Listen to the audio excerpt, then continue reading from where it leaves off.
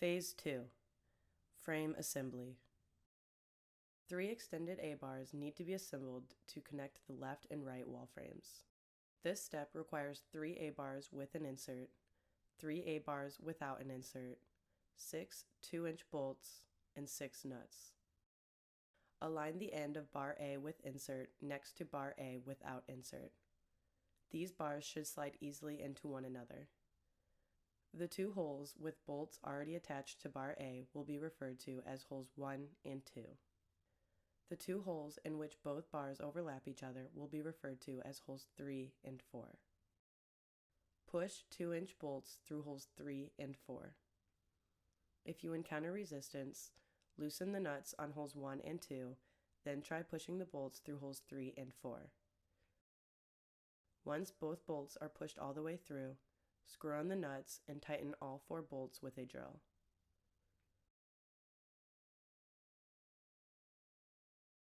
Rewind this video and repeat these steps for the other 2 extended A-bars.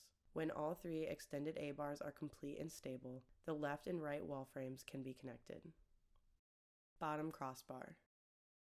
Stand the left wall frame up along the left border of the tile flooring. Use this checklist to ensure the left wall frame is oriented correctly. The wall frame stands up on the black square pads.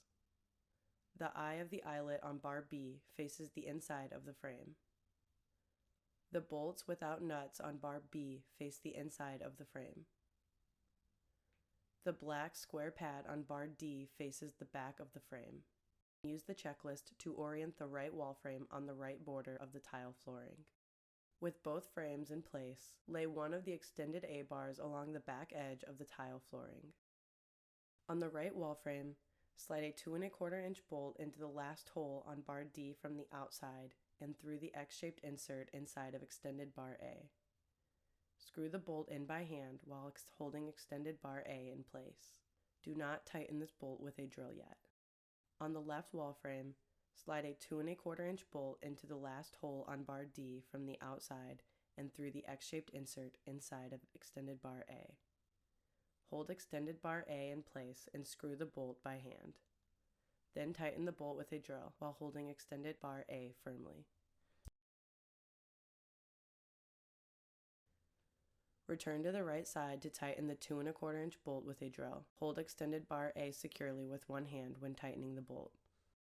The frame should be stable enough to stand on its own without assistance, though it is still recommended to be cautious until the final 2 extended A-bars are secured. Front crossbar. On bar B on top of the left and right wall frames, locate the 2 1/4 inch bolts that were not tightened with a nut. The extended A-bars or crossbars will screw into these bolts. The 2 1/4 inch bolts in the first hole from the top on extended bar C lock the bolts on bar B in place. On the right wall frame, use a drill to slightly loosen the bolt in the top hole of extended bar C. Do not unscrew the bolt all the way. The 2 1/4 inch bolt located in the first hole of bar B should twist freely. Repeat this step for the left wall frame. Using ladders, support extended bar A with a partner and align the ends of the bar with the 2 1/4 inch bolts in the B bars. Orient extended bar A so the bolts in the middle of the bar face the front and back of the frame. Screw the 2 1/4 inch bolts on the left and right wall frames into the ends of extended bar A by hand. Use a drill to tighten the bolts while holding the bar securely in place with your other hand. Retighten the 2 1/4 inch bolt in extended bar C.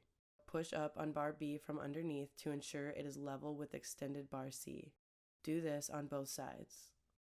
Back crossbar. On the back of the left wall frame, locate the 2 1/4 inch bolt in the first hole from the top of extended bar C.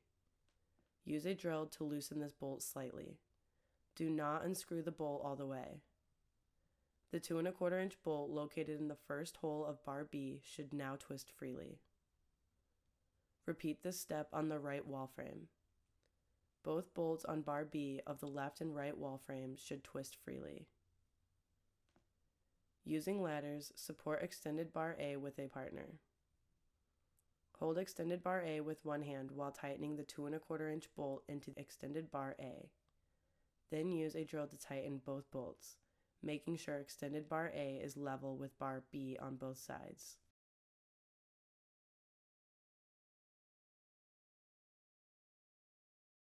Return to the 2 1/4 inch bolt on the back side of the wall frame at the top of extended bar C and tighten it back into place with a drill. Push bar B up from underneath to ensure the intersecting bars are square and level on top. Repeat this step for both sides. Before proceeding, check that the frame stands up square and does not lean in one direction. Cross cord assembly. Hook one side of a turnbuckle to the end of a wire rope and the other side of the turnbuckle to the eyelet on bar D, located in the top right corner on the back side. Attach another turnbuckle to the opposite end of the wire rope, then hook it into the eyelet on bar D, located in the bottom left corner of the frame. Do not tighten either corner yet.